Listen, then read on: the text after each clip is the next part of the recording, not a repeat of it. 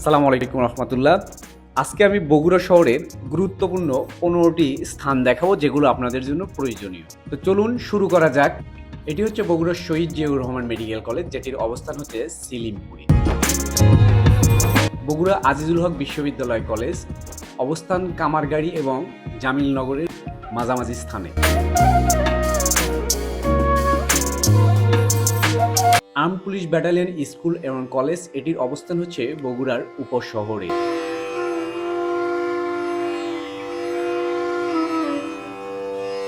বগুড়া শহরের প্রাণকেন্দ্র বগুড়া জেলা স্কুল। জেলা স্কুলে যারা রয়েছেন তারা অবশ্যই কমেন্টে একটু জানিয়ে দেবেন। বগুড়া শিবগঞ্জের ঐতিহাসিক ভাসু বিহার, এটি নিয়ে তেমন প্রচলিত নাই, এই জন্যই আপনাদেরকে তুলে ধরলাম। বগুড়ার শাহজাহানপুরের বাবুর পুকুর নামে পরিচিত ঐতিহাসিক জায়গা, যেটি মুক্তিযুদ্ধে 14 জনকে এখানে কবরস্থ করা হয়। আপনারা যারা বগুড়ার ইতিহাস নিয়ে চর্চা করবেন তারা অবশ্যই এখানে একবার আসবেন।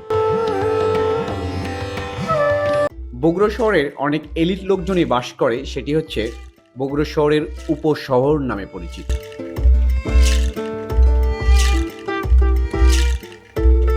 আবারও চলে আসলাম বগুড়া শহরের প্রাণকেন্দ্র সাতমাথায়, কারণ আপনাকে এইগুলো স্থানে যেতে হবে সাতমাথা থেকেই। এই সময়ের অত্যন্ত জনপ্রিয় পুলিশ প্লাজা এবং রানা প্লাজা। এটি হচ্ছে বগুড়ার রেলওয়ে স্টেশন। যারা রেলে আসবেন বগুড়ায় অবশ্যই এই স্টেশনে আপনাকে নামতে হবে।